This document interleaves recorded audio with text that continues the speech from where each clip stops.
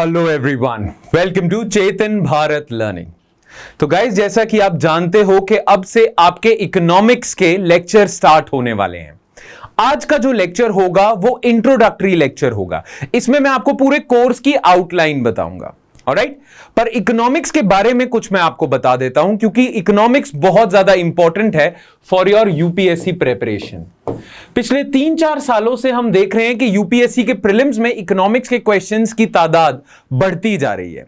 Economics से questions बहुत ज्यादा पूछ रहे हैं आजकल, और ये नॉर्मल ट्रिविया बेस्ड क्वेश्चंस नहीं पूछते, रटे मारने वाले क्वेश्चंस नहीं पूछते, कॉन्सेप्चुअल क्लैरिटी के ऊपर क्वेश्चंस पूछते हैं, बेसिक्स पे क्वेश्चन पूछते हैं।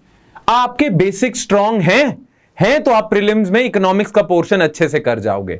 नहीं है तो जितनी मर्जी किताबें पढ़ लो इकोनॉमिक्स की, जितना मर्जी रट्टा लगा लो इकोनॉमिक्स को लेके, आप इकोनॉमिक्स को लेके कॉन्फिडेंट नहीं हो सकते as far as prelims is concern. ठीक है, तो इस एग्जाम की अगर आपको प्रिपरेशन करनी है ना अच्छे से, इस एग्जाम की और इस एग्जाम में इकोनॉमिक्स के सेक्शन की अगर आपको अच्छे से प्रिपरेशन करनी है तो आपको अच्छे से पढ़ना पड़ेगा और उसमें कॉन्सेप्चुअल क्लैरिटी की तरफ ज्यादा ध्यान देना पड़ेगा।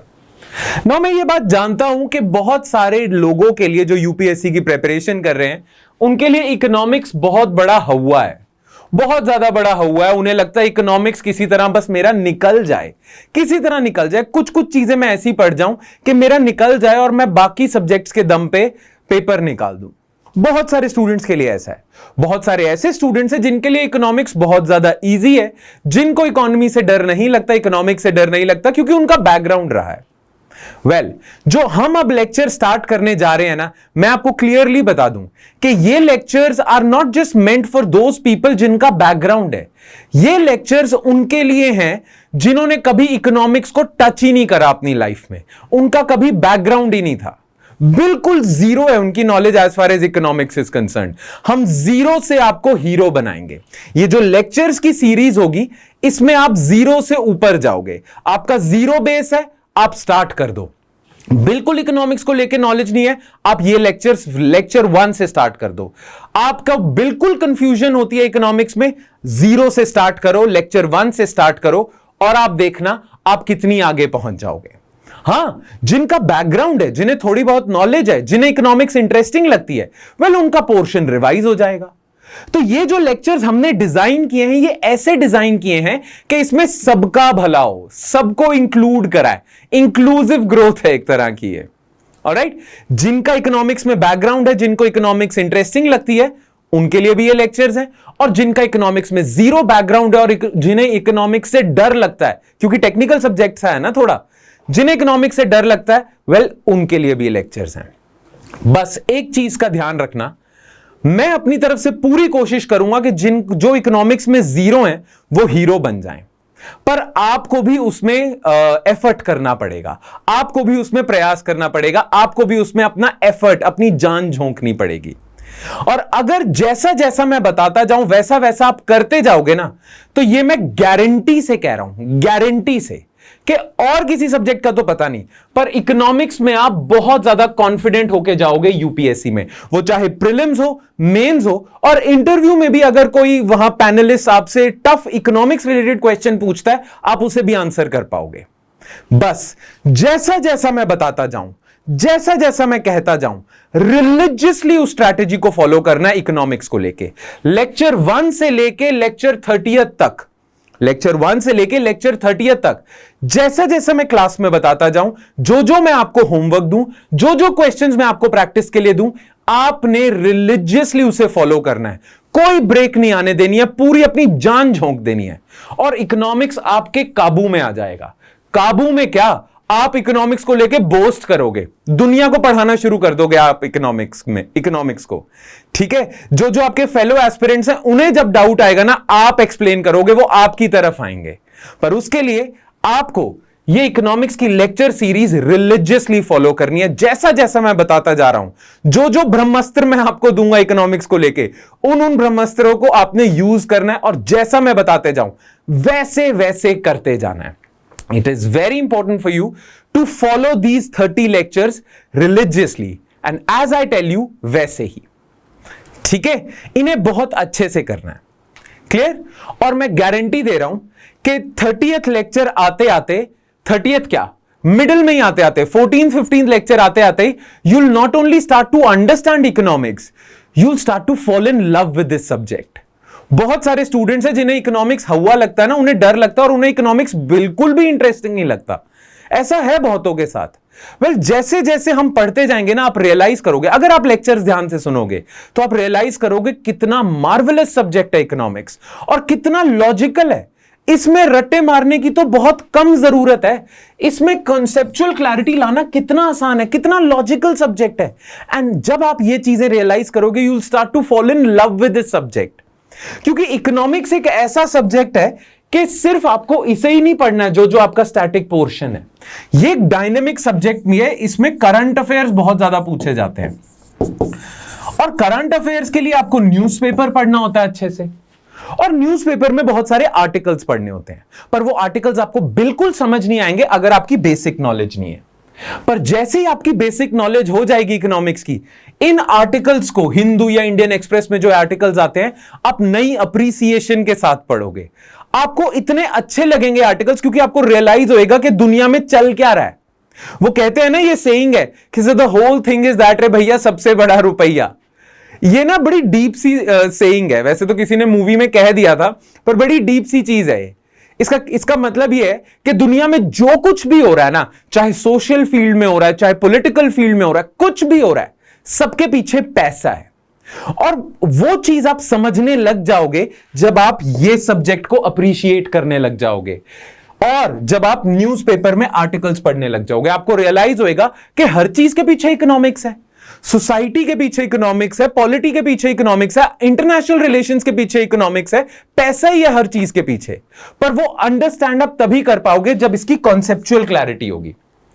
तो 14th 15th लेक्चर आते आते अगर आप मुझे अपना 100% दे दो ना, मैं बस आपसे यही डिमांड कर रहा हूं, अगर आप मुझे अपना 100% दे दो ना, तो 14th 15th लेक्चर तक आते आते आपको बेसिक्स आ जाएंगे। और जब आपको बेसिक्स आ जाएंगे ना, फिर आप आर्टिकल्स अच्छे से पढ़ने लग जाओगे, और जब आप आर्टिकल्स अच्छे से पढ़ने लग जाओगे, तब आप एक्चुअली देख पाओगे कि इकोनॉमिक्स कैसे हर इवेंट के पीछे है। मैंने अभी कह तो दिया कि हर चीज के पीछे रुपया है, पर वो देखने के लिए भी आंखें चाहिए, और वो आंखें आएंगी जब ये अच्छे से आप समझ पाओगे। And you will start to fall in love with this subject, क्योंकि आप देखोगे ना हर जगह है, तो you will fall in love with this. So अच्छे से गिव मी योर 100%। अगर आप मुझे अपना 100% दोगे, वेल, ये मेरी गारंटी है, आप इकोनॉमिक्स के इसके साथ प्यार में पड़ जाओगे। You will fall in love with this subject. Alright, ठीक है। चलो अब ये देख लेते हैं कि हम कैसे प्रोसीड करेंगे, या आपको कैसे प्रोसीड करना चाहिए इसमें, है ना। How should you proceed. तो 6-7 चीजें हैं जो मैं आपसे शेयर करना चाहूंगा। ये चीजें, बस ये 6 चीजें ध्यान में रखना, और आप अच्छे से करोगे ये इकोनॉमिक्स का सब्जेक्ट, ये लेक्चर्स में आप अच्छा परफॉर्म करोगे। पहली बात तो है, watch each and every lecture carefully.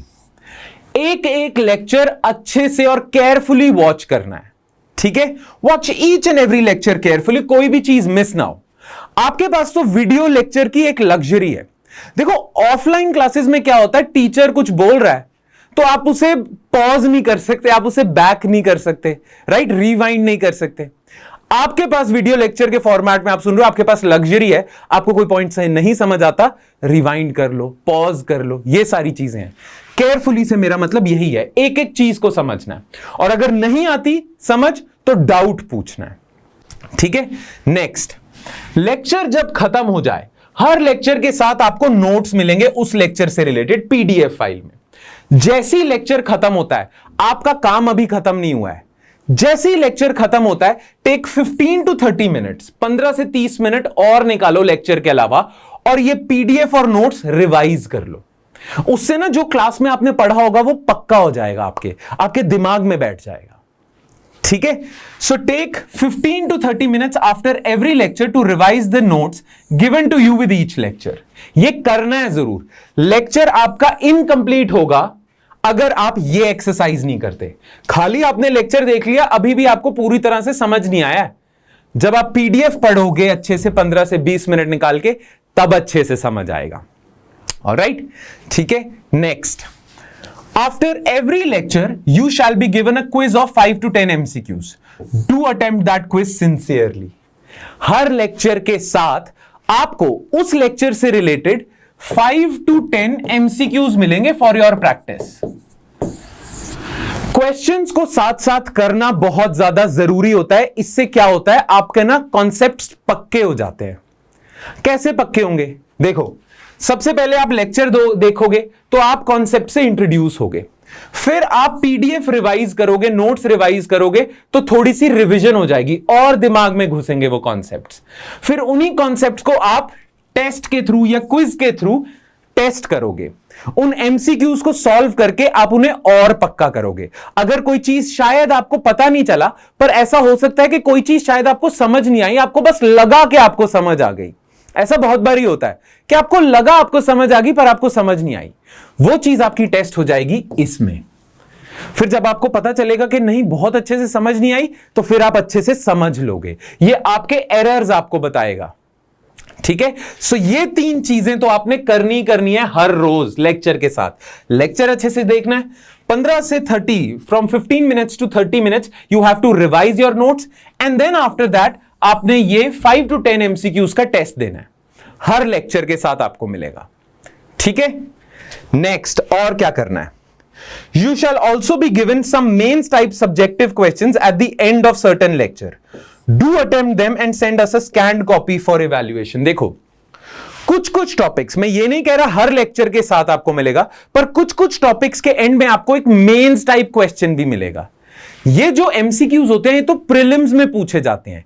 Mains में आपसे सब्जेक्टिव क्वेश्चंस पूछे जाते हैं और उन सब्जेक्टिव क्वेश्चंस की आपको आंसर राइटिंग प्रैक्टिस करनी होती है. तो लेक्चर्स के साथ साथ कभी कभी कुछ लेक्चर्स में मैं आपको कुछ क्वेश्चंस भी दूंगा. उन क्वेश्चंस को आपने लेक्चर के हिसाब से, नोट्स के हिसाब से आंसर करना है अपने वर्ड्स में. वर्ड लिमिट मैं आपको बता दूंगा और फिर उनकी फोटो खींच के कैम स्कैनर वगैरह से स्कैन करके हमें मेल कर देना है. जैसे ही आप स्कैन करके अपना आंसर हमें मेल कर दोगे, आई विल मेक श्योर वो चेक होता है और आपको रेलेवेंट फीडबैक मिलता है. ताकि इस प्रोसीजर से आपकी एक तो प्रीलिम्स की प्रैक्टिस हो रही है, मेंस की भी साथ साथ प्रैक्टिस होगी. क्लियर? तो ये लेक्चर सीरीज में ये करना है हमने. ऑलराइट. फिर every week there shall be a live doubt session. Therefore, do not forget to ask your doubts whenever you encounter them. ये मैं सबको बोलता हूं. जब भी मैं इकोनॉमिक्स के लेक्चर स्टार्ट करता हूं ना, ये मैं हमेशा बात बोलता हूं. देखो, इकोनॉमिक्स एक ऐसा सब्जेक्ट है जो हमें लगता नहीं है पर हमारे ना जिंदगी के बहुत करीब है और हमारे रियल लाइफ डाउट्स भी इसके साथ जुड़े होते हैं. रियल लाइफ में आप पैसे के साथ तो डील करते ही हो, बैंक्स के साथ डील करते हो, राइट? तो बहुत सारे स्टूडेंट्स के ये पढ़ते पढ़ते डाउट्स आते हैं ना. बहुत सारे स्टूडेंट्स ना डाउट इसलिए नहीं पूछ पाते क्योंकि उन्हें लगता है कि कहीं टीचर को ये ना लगे कि ये डाउट सिली है. ये मैं आपको अभी बता दूं कि जब भी आपको कोई डाउट आए, आपने उसे पूछना जरूर है. No matter how silly your doubt is. आपको चाहे वो डाउट जितना सिली लग रहा हो, जितना बेवकूफों वाला आपको डाउट लग रहा हो, वो आपने फिर भी पूछना है. क्योंकि वो डाउट सिली आप ही को लग रहा है. क्या पता वो सिली ना हो, क्या पता वो बेवकूफों वाला डाउट ना हो. तो no matter how silly your doubt is, you should ask that doubt. अगर आप डाउट्स नहीं पूछोगे तो नेक्स्ट लेक्चर शायद आपको ना समझ आए, उसका नेक्स्ट लेक्चर आपको ना समझ आए, क्योंकि कॉन्सेप्ट्स रिपीट भी होंगे सब्सिक्वेंट लेक्चर्स में. जो कॉन्सेप्ट आप इन्फ्लेशन में सीखोगे वो बैंकिंग सेक्टर में काम आएगा, फिस्कल पॉलिसी में काम आएगा, एक्सटर्नल सेक्टर में काम आएगा. बहुत सारे इसमें चैप्टर्स इंटर रिलेटेड है. तो अगर आपका एक लेक्चर में डाउट क्लियर नहीं होता तो वो प्रॉब्लम आपको देगा अगले लेक्चर्स में. तो वेट बिल्कुल नहीं करनी है. जैसे ही आपको डाउट आए, जब आपको मौका मिले, आपने डाउट पूछना है. And don't worry about the silliness of your question. No matter how silly your question is, do ask it. अब आपने पूछना कहां पे है? एवरी वीक, हर वीक आपके लाइव डाउट सेशंस होंगे गूगल मीट पे, जो मैं लूंगा. मैं आपके डाउट सेशंस लूंगा. उस हफ्ते जो आपकी क्लासेस लगी हैं और जो आपके डाउट्स रहे हैं वो आपने मुझे एड्रेस करने हैं और मैं उसी समय क्लियर करूंगा. तो ये सबसे इंपॉर्टेंट है. ये तो है ही इंपॉर्टेंट. ये तो आपका रोज का रूटीन है. लेक्चर देखना है, 15 से 30 मिनट नोट्स रिवाइज करने हैं, and you have to give a quiz of 5 to 10 MCQs और कभी कभी मेंस टाइप क्वेश्चन करना है. पर ये ये एक एक्सरसाइज है जो हर वीक होगी, ये वीकली एक्सरसाइज है, इसको हमेशा दिमाग में रखना, ठीक है। ये 5 स्टेप्स जरूर करने हैं। ये जो अब हम जर्नी पे जा रहे हैं ना इकोनॉमिक्स की, ये आपकी जर्नी सक्सेसफुल तभी होगी अगर आप ये 5 स्टेप्स करोगे। और अगर आपने ये 5 स्टेप्स करे, तो बिल्कुल यही 5 स्टेप्स करे, तो ये मेरी गारंटी है। अगेन मैं बड़े बड़े कॉशियसली ये वर्ड यूज कर रहा हूं, गारंटी, क्योंकि मेरा एक्सपीरियंस है। ये मेरी गारंटी है कि आपको इकोनॉमिक्स से प्यार हो जाएगा and you will feel very confident as far as economics is concerned. बाकी सब्जेक्ट्स के लिए आप प्रिपेयर करोगे, पर इकोनॉमिक्स को लेके आप कहोगे भाई इकोनॉमिक्स की टेंशन नहीं है, मुझे बस बाकी सब्जेक्ट्स का देखना है। इकोनॉमिक्स को लेके तो मैं प्रीलिम्स में कंफर्टेबल हूं, मेंस में कंफर्टेबल हूं, इकोनॉमिक्स से अगर ज्यादा क्वेश्चन आएंगे तो मैं फोड़ दूंगा एग्जाम, राइट? ऐसा कॉन्फिडेंट आप फील करोगे। बस ये 5 एक्सरसाइजेस रेगुलरली करना, ये 5 steps. Watch lecture carefully, revise notes after each and every lecture, give these 5 to 10 MCQs sincerely, mains type answer करना है और doubts पूछने हैं। ये 5 steps में give your 100%. Please give your 100%. If you'll do this, you'll definitely succeed in this journey of economics lectures. ये जो हम अब जर्नी पे जा रहे हैं, lectures आपके कल से कल lecture 1 आएगा, इस जर्नी में यू विल डेफिनेटली सक्सीड। और आपको रियलाइज होना शुरू हो जाएगा जब हम आधे पोर्शन पे पहुंचेंगे इस जर्नी के। जैसे ही हम आधा रास्ता कवर करेंगे इस जर्नी का, 14-15 लेक्चर में आपको रियलाइज होने लग जाएगा, वाह यार मुझे तो बहुत चीजें पता लगने लग गई इकोनॉमिक्स के बारे में, राइट? इकोनॉमिक्स को लेके तो मुझे तो पता ही था इतनी सारी चीजें होती है, मैं तो बहुत ज्यादा ज्ञानी पुरुष हो गया या स्त्री हो गई, ठीक है, इकोनॉमिक्स को लेके। तो ये चीज है, just follow these 5 steps. Alright, now एक और चीज मैं क्लियर कर देता हूं। बहुत सारे स्टूडेंट्स ये पूछते हैं कि इकोनॉमिक्स, यूपीएससी के लिए इकोनॉमिक्स प्रिपेयर करने के लिए सोर्सेज क्या क्या फॉलो करने हैं, राइट? तो मैं आपको बता देता हूं हम कौन से सोर्सेज फॉलो कर रहे हैं। जो भी आपके नोट्स मिलेंगे उसमें क्या क्या सोर्सेज यूज कर रहे हैं, हम कहां से आपके नोट्स बना रहे हैं, what should be our sources, ठीक है?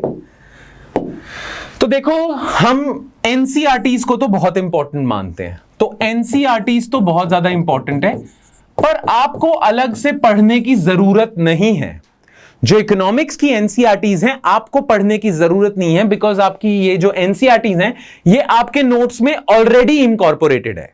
जो इंपॉर्टेंट सामान होगा एनसीईआरटीज में वो आपके नोट्स में ऑलरेडी दिया होगा। फिर भी किसी को शौक है, कोई पढ़ना चाहता है एनसीईआरटी, वो एनसीईआरटी पढ़ सकता है। I am not stopping you, दो नोट्स में ऑलरेडी इंक्लूडेड है, पर अगर आप पढ़ना चाहते हो पढ़ लो, बी माई गेस्ट, ठीक है? देन इकोनॉमिक्स एक डायनेमिक सब्जेक्ट है। इकोनॉमिक्स में ना सिर्फ स्टैटिक पोर्शन पूछते हैं, करंट अफेयर्स का बहुत ज्यादा लेना देना है, ठीक है? नई नई इकोनॉमिक्स को लेके इवेंट्स होती रहती हैं, करंट अफेयर्स का बहुत ज्यादा लेना देना है। नाउ जैसा कि आप जानते हो कि करंट अफेयर्स के लिए एक तो आप न्यूज़पेपर अच्छे से पढ़ सकते हो,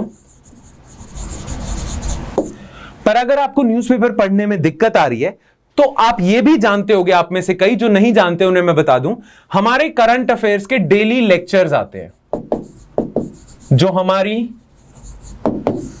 YouTube चैनल पे एयर होते हैं, और जो लोग हमारे साथ इस कोर्स में एनरोल्ड हैं, ये न्यू बैच में एनरोल्ड हैं, उनको हमारी वेबसाइट और ऐप पे डेली करंट अफेयर्स के लेक्चर्स मिलेंगे। तो इकोनॉमिक्स रिलेटेड करंट अफेयर्स आपके आते हैं ट्यूसडे को।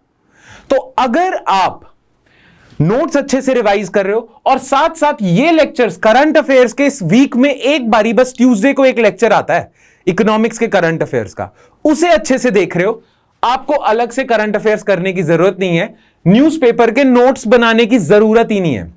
बहुत सारे स्टूडेंट्स से बात करते हैं और हमसे वो पूछते हैं कि सर एक तो हम आपके करंट अफेयर्स के लेक्चर्स देख रहे हैं, दूसरा हम न्यूज़पेपर पढ़ रहे हैं। मैं कहता हूं वेरी गुड, करना चाहिए ऐसा। फिर वो कहते हैं मुझे न्यूज़पेपर के नोट्स बनाने में बहुत टाइम लग रहा है, तो मैं उन्हें कहता हूं बिल्कुल जरूरत नहीं है न्यूज़पेपर के नोट्स बनाने की, बिल्कुल भी जरूरत नहीं है। न्यूज़पेपर सिर्फ पढ़ना, रीड करना। करंट अफेयर्स में आपके नोट्स हम आपको बना के दे रहे हैं। जो लेक्चर हम आपको देते हैं उसके साथ पीडीएफ फाइल भी तो देते हैं करंट अफेयर्स की, राइट? तो उसमें आपको नोट्स मिल जाएंगे, नोट्स हम बना के दे रहे हैं। आप सिर्फ न्यूज़पेपर पढ़ो, ये लेक्चर करंट अफेयर्स का वीक में एक बार इकोनॉमिक्स का ये देखना और इसके नोट्स रिवाइज करना, दैट्स इट। ये है। फिर इकोनॉमिक सर्वे बहुत ज्यादा इंपॉर्टेंट है, बहुत ही ज्यादा इंपॉर्टेंट है। I couldn't emphasize more on the importance of economic survey for your economics portion of UPSC. बहुत ज्यादा इंपॉर्टेंट है। तो इकोनॉमिक सर्वे की हम अलग से क्लासेस लेते हैं। इकोनॉमिक सर्वे की आपकी अलग से क्लासेस आएंगी। जैसे ही इकोनॉमिक सर्वे रिलीज होगा, आपकी इकोनॉमिक सर्वे की क्लासेस आएंगी, उनको ध्यान से सुनना है, उनके नोट्स ध्यान से पढ़ने हैं, ठीक है। तो वो आपका कवर हो जाएगा। फिर जिस साल आपका एग्जाम है उस साल का बजट आपके लिए इंपॉर्टेंट होता है, उसकी भी आपको क्लासेस आएंगी, ठीक है। और आप ना गवर्नमेंट की कुछ मैगजीन्स आती हैं, जैसे योजना, ये मंथली मैगजीन्स होती हैं, कुरुक्षेत्र, ये आप इन्हें भी फॉलो कर सकते हो, पर ये मैंने ऑप्शनल रखा हुआ है। कर सकते हो तो कर लो। मंथ में एक ही मैगजीन है, योजना ले लो या कुरुक्षेत्र ले लो। वैसे आई वुड एडवाइज योजना, महीने में एक बार आती है, एक महीने में एक मैगजीन तो आप पढ़ ही सकते हो, कुछ इंपॉर्टेंट आर्टिकल्स, तो ये आप कर सकते हो, बट अगेन ऑप्शनल है, ठीक है। हाँ, ये सारी चीजें तो मैंने बता दी। अब बहुत सारे स्टूडेंट्स का ये सवाल आता है कि सर इकोनॉमिक्स के लिए कौन सी बुक फॉलो करें। ध्यान से सुनना, कोई बुक फॉलो करने की जरूरत नहीं है। हां, अगर आपके पास एक्स्ट्रा टाइम है, अगर आपके पास दिन में 24 के बजाय 36 घंटे हैं और आपके पास बहुत ज्यादा एक्स्ट्रा टाइम है, तो आप अलग से बुक भी पढ़ सकते हो अलॉन्ग विद जो हम आपको पढ़ा रहे हैं। इकोनॉमिक्स की आपको कोई एक्स्ट्रा बुक फॉलो करने की जरूरत नहीं है। आपको क्या करना है, आपको लेक्चर में नोट्स मिलते हैं वो फॉलो करने हैं, आपको जो करंट अफेयर्स के नोट्स मिलते हैं हमसे ही वो फॉलो करने हैं, आपको न्यूज़पेपर पढ़ना है, बस पढ़ना है। आपको इकोनॉमिक सर्वे के नोट्स फॉलो करने हैं, बजट के नोट्स फॉलो करने हैं, बस। एनसीईआरटीज अगर आप पढ़ना चाहते हो पढ़ सकते हो। आपको क्या करना है, आप जो हमारे साथ इस जर्नी पे जाने वाले हो, मैं आपको बोलूंगा आपको कोई बुक फॉलो करने की जरूरत नहीं है, ठीक है। और अगर आप बुक फॉलो करना ही चाहते हो तो इनको सैक्रिफाइस करके मत करना कि आप सोचो चलो मैं नोट्स नहीं पढ़ता, इस बुक से पढ़ लेता हूं, ऐसा प्लीज मत करना। जो हम आपको नोट्स देंगे वो कॉम्प्रिहेंसिव हैं, वो उनमें वही पोर्शन है जो आपके लिए इंपॉर्टेंट है। एक्स्ट्रा फालतू की इंफॉर्मेशन हमने ना डाली है, ना हम एनकरेज करते। जब एग्जाम में ही नहीं आना तो क्यों पढ़ना उसे। आफ्टर ऑल आप इकोनॉमिक्स यूपीएससी के लिए कर रहे हो ना, आप कौन सा इकोनॉमिक्स में पीएचडी करने के लिए इकोनॉमिक्स पढ़ रहे हो। आप पढ़ रहे हो कि यूपीएससी में अच्छे नंबर आए, तो यूपीएससी स्पेसिफिक इंफॉर्मेशन यहां होगी, यहां होगी, यहां होगी। हम अपनी तरफ से आपको कोई बुक, अभी मैं पर्सनली आपको बोल रहा हूं कि अगर आप ये स्ट्रैटेजी फॉलो कर रहे हो मेरी, तो आपको एक्स्ट्रा बुक करने की जरूरत नहीं है, ठीक है। तो कोई बुक की मैं एडवाइस नहीं दे रहा, देयर इज नो बुक। बस इन लेक्चर्स अच्छे से देखना, नोट्स अच्छे से पढ़ना, सर्वे के नोट्स अच्छे से करना, बजट के नोट्स अच्छे से करना, न्यूज़पेपर पढ़ लेना और करंट अफेयर्स के हमारे लेक्चर देखना। दैट्स इट, खत्म। और आप खुद देखोगे कि आपको जरूरत भी नहीं, जब हम खत्म कर लेंगे ना तो आपको रियलाइज होगा हाँ यार बुक की जरूरत भी नहीं थी, ये इनफ था सारा सामान, ठीक है। तो ध्यान रखना इस चीज का। ऑलराइट, चलो अब हमने इंपॉर्टेंट चीजें तो कर ली, अब हम देख लेते हैं हमारा लेक्चर प्लान क्या होगा, कैसे हम प्रोसीड करेंगे। Right, so what will be our lecture plan, ठीक है। नाउ कल से आपका लेक्चर नंबर 1 आएगा और उस लेक्चर में हम करेंगे basics of micro economics. Micro economics के कुछ बेसिक्स हम करेंगे क्योंकि ये आपको ओवरऑल इकोनॉमिक्स समझने में बहुत काम आएगा। आपको पता चलेगा व्हाट इज अपॉर्चुनिटी कॉस्ट, आपको पता चलेगा what is price elasticity, what is law of demand वगैरह वगैरह। ये जो बेसिक्स छोटी छोटी चीजें हैं ना, मार्केट इक्विलिब्रियम वगैरह वगैरह, इनविजिबल हैंड, ये हम इसमें करेंगे और इसे एक लेक्चर में ही हम खत्म कर देंगे। कल के लेक्चर में ही basics of micro economics would be completed. फिर आपका स्टार्ट होगा, नेक्स्ट होगा लेक्चर 2, जिसमें हम नेक्स्ट टॉपिक जो हम कवर करेंगे वो होगा इकोनॉमिक ग्रोथ एंड डेवलपमेंट। और इकोनॉमिक ग्रोथ एंड डेवलपमेंट को हमने 2 पार्ट्स में डिवाइड करा हुआ है। लेक्चर 2 होगा आपका नेशनल इनकम अकाउंटिंग, ठीक है, जिसमें हम जीडीपी का कॉन्सेप्ट करेंगे। जीडीपी एट फैक्टर प्राइस क्या होता है, जीडीपी एट मार्केट प्राइस क्या होता है, what is gross investment, what is gross national product, what is national income, per capita income क्या होता है, ये हम नेशनल इनकम अकाउंटिंग में करेंगे लेक्चर 2। फिर हम करेंगे इकोनॉमिक डेवलपमेंट क्या होता है, what is inclusive growth, what is sustainable development, ये सारी चीजें हम करेंगे लेक्चर 3 में। फिर नेक्स्ट हम लेक्चर 4 में करेंगे इन्फ्लेशन का कॉन्सेप्ट, कि महंगाई है क्या, महंगाई बढ़ती कैसे है, महंगाई को कंट्रोल कैसे किया जाता है, ये will do inflation. Then lecture 5 में हम करेंगे मनी एंड मॉनेटरी पॉलिसी। और मनी एंड मॉनेटरी पॉलिसी मेरा फेवरेट है। क्यों है मेरा फेवरेट, मैं बता देता हूं। क्योंकि जब ये लेक्चर समझ आ जाएगा ना, तो आपको बहुत सारी चीजें समझ आने लग जाएंगी। जब ये लेक्चर आपको समझ आ गया ना, ये टॉपिक आपको समझ आ गया, तो आपको बहुत सारी चीजें समझ आने लग जाएंगी जो आरबीआई के हिसाब से हो रही है इंडिया में। क्योंकि इस लेक्चर में हम मनी के कॉन्सेप्ट को देखेंगे, व्हाट इज मनी। फिर हम आरबीआई के रोल को देखेंगे। ये जो आरबीआई बातें करता है कि हमने पॉलिसी रेपो रेट बढ़ा दिए, कम कर दिए, करता क्या है उससे? ये क्या मतलब है रेपो रेट बढ़ाने का, क्या मतलब है रेपो रेट कम करने का, क्या मतलब है मनी सप्लाई बढ़ाने का, मनी सप्लाई कम करने का। आरबीआई का पूरा रोल और मनी का कॉन्सेप्ट हम इसमें करते हैं। और ये अगर आपने अच्छे से समझ लिया, इसमें मैं बहुत इंपॉर्टेंस भी ले करूंगा, आई ले importance on this particular topic. ये अगर लेक्चर अच्छे से कर लिया, बहुत सारी चीजें सेंस बनाने लग जाएंगी, रेपो रेट वाली चीज समझ आने लग जाएगी आपको, ठीक है। और फिर जब ये खत्म हो जाएगा, आरबीआई का हम कर लेंगे पोर्शन, फिर हम आ जाएंगे बैंकिंग सिस्टम पे। ना बैंकिंग सिस्टम को मैंने 3 लेक्चर्स में डिवाइड करा हुआ है क्योंकि बड़ा टॉपिक है, राइट। तो लेक्चर नंबर 6 होगा आपका introduction to banking system, introduction, ठीक है। फिर लेक्चर 6 हो गया। लेक्चर 7 होगा आपका important banking concepts and types of banks. Important banking concepts में हम करेंगे, आपने सुना ही होगा एनपीए क्या होता है, non performing assets, non performing assets. NPA क्या होता है, स्ट्रेस्ड एसेट्स क्या होते हैं, राइट। बेस रेट क्या होता है, ये सारी चीजें, बासल नॉर्म्स क्या होते हैं, ये हम इंपॉर्टेंट बैंकिंग कॉन्सेप्ट्स में करेंगे। और डिफरेंट टाइप्स ऑफ बैंक्स भी हम इसी लेक्चर 7 में करेंगे, जैसे कि कोऑपरेटिव बैंक और कमर्शियल बैंक्स में क्या फर्क है, पेमेंट बैंक्स क्या होते हैं, स्मॉल फाइनेंस बैंक्स क्या होते हैं, ये सब हम इसमें करेंगे। और एनबीएफसीज क्या होती है, नॉन बैंकिंग फाइनेंस कंपनीज, वो हम इसमें करेंगे। देन हम करेंगे लेक्चर 8 में बैंकिंग सेक्टर रिफॉर्म्स और इंसॉल्वेंसी एंड बैंक्रप्सी कोड।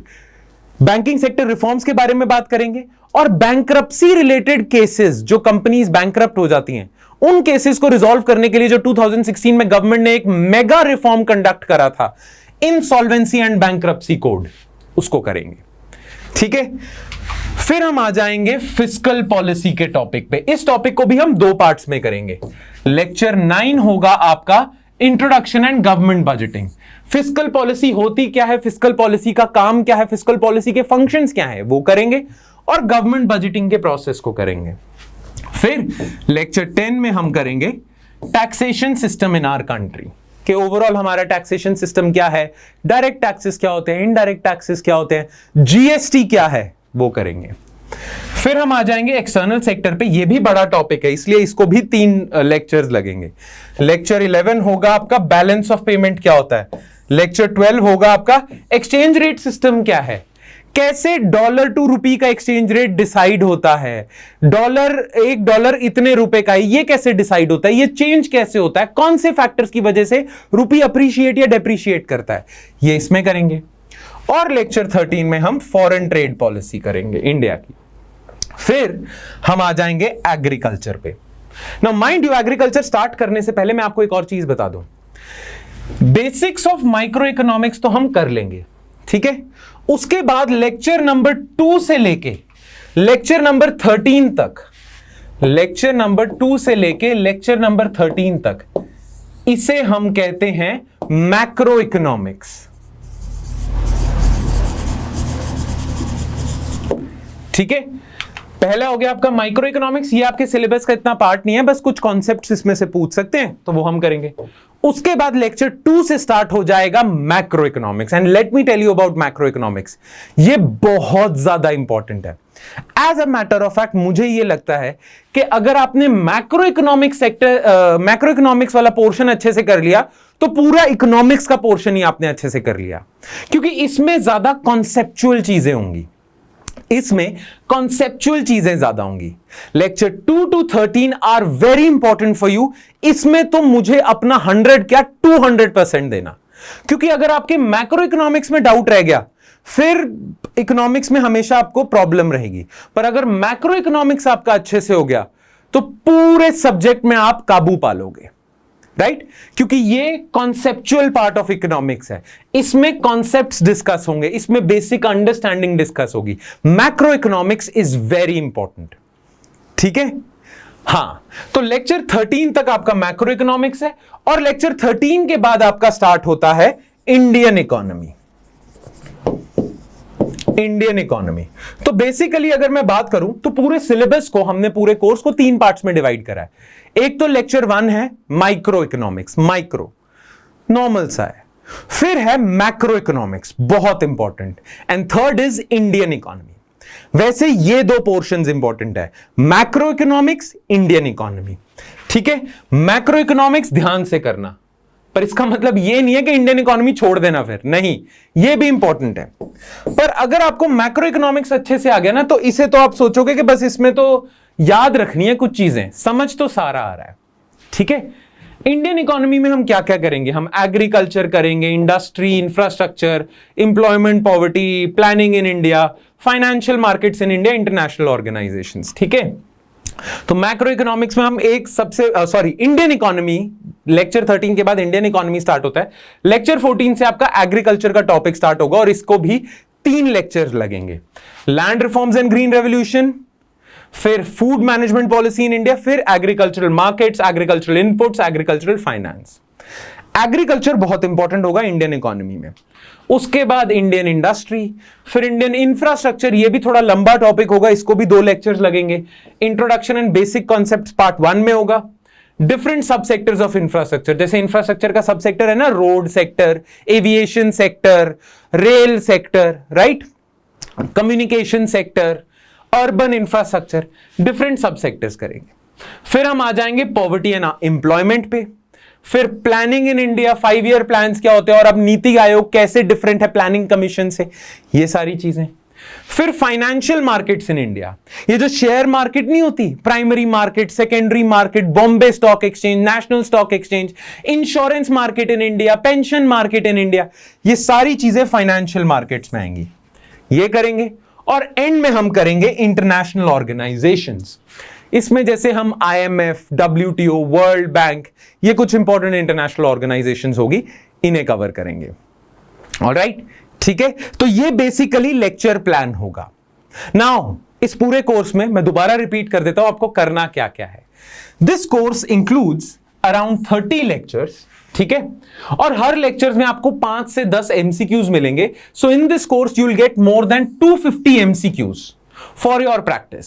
और ये मैं गारंटी से कह रहा हूं, अगर आप वो 5 स्टेप्स जो मैंने शुरुआत में बताए थे उसमें MCQs करना भी इंक्लूडेड था, अगर आप लेक्चर ध्यान से सुनो, नोट्स अच्छे से करो और ये 250 के 250 MCQs, मोर देन 250 MCQs कर लोगे ना, ये सब्जेक्ट आपका पक्का हो जाएगा, पक्का, एकदम सील कर देना इसे, फिर लॉक कर दिया जाए, ठीक है? So you will get more than 250 MCQs for this topic. Then periodic answer writing practice मिलेगी कि मेंस आंसर राइटिंग भी आपकी अच्छी हो जाए। 1 प्रीलिम्स टाइप टेस्ट, हाँ, रोज तो आपको क्विज मिल रहा है, रोज आपको आंसर राइटिंग भी मिलेगी, रोज तो नहीं पर पीरियोडिकली। जैसे ही कोर्स कंप्लीट हो जाएगा, पूरा मान लो 30 लेक्चर्स हो गए, उसके बाद एक आपका 100 क्वेश्चंस का, 100 MCQs का एक प्रीलिम्स टाइप टेस्ट होगा। 100 MCQs का एक प्रीलिम्स टाइप टेस्ट होगा, 20 सब्जेक्टिव क्वेश्चंस का एक मेंस टाइप टेस्ट होगा आपका फुल, ठीक है? 100 MCQs में सारे पूरे सिलेबस में से आपसे इकोनॉमिक्स के पूछे जाएंगे सवाल। 100 MCQs का फुल एक प्रीलिम्स टाइप टेस्ट, एक मेंस टाइप टेस्ट होगा जिसमें 20 सब्जेक्टिव क्वेश्चंस होंगे, ठीक है? तो ये सारी चीजें आपको मिलेंगी। हाँ, वीकली डाउट सेशन तो हमारे चलते जाएंगे, और मैं दोबारा रिपीट कर रहा हूं, इसलिए रिपीट कर रहा हूं, नहीं तो कई स्टूडेंट्स भूल जाते हैं, दोबारा रिपीट कर रहा हूं। डाउट आए तो पूछना है, जैसे ही आए पूछना है, जिस हफ्ते आए उसी हफ्ते पूछना है, और डाउट को लिंगर ऑन नहीं करने देना, no matter how silly it sounds to you, ठीक है? Because maybe it's sounding silly to you पर it's not silly at all, ठीक है? तो डरना मत, घबराना मत, पूछना जरूर, ठीक है? And last but not the least, your hard work. इस कोर्स में सबसे ज्यादा इंपॉर्टेंट चीज यही है। ये सारी चीज तो हमारी तरफ से मिलेंगी ही मिलेंगी, पर सबसे ज्यादा चीज जो इंपॉर्टेंट होगी वो ये है, योर हार्ड वर्क। ठीक है, समझ आ गया, क्लियर हो गया सारा कुछ, हम इस लेक्चर सीरीज में कैसे प्रोसीड करेंगे। चलो फिर, अगर अभी भी कोई डाउट है, लेक्चर स्टार्ट होने से पहले ही कोई डाउट है तो जरूर पूछ लेना। But from tomorrow onwards we'll start with which lecture? Basics of micro economics. Lecture 1 से हम स्टार्ट करेंगे and please do not forget lecture 1 से ही आपने ये 5 स्टेप्स करने हैं। लेक्चर 1 से लेके लेक्चर 30 तक ये 5 स्टेप्स जरूर करने हैं। Clear? So yeah, that's it from my side, guys. I'll see you tomorrow with lecture 1, Basics of Microeconomics. Thank you. Hi. अगर आपको ये लेक्चर पसंद आया, then do subscribe to our channel. And if you're serious for UPSC 2022, then आप हमारा comprehensive course check out कर सकते हैं। कोर्स की डिटेल्स नीचे डिस्क्रिप्शन सेक्शन में आपको मिलेगी, नहीं तो आप हमें कॉल कर सकते हैं नीचे दिए गए नंबर पर।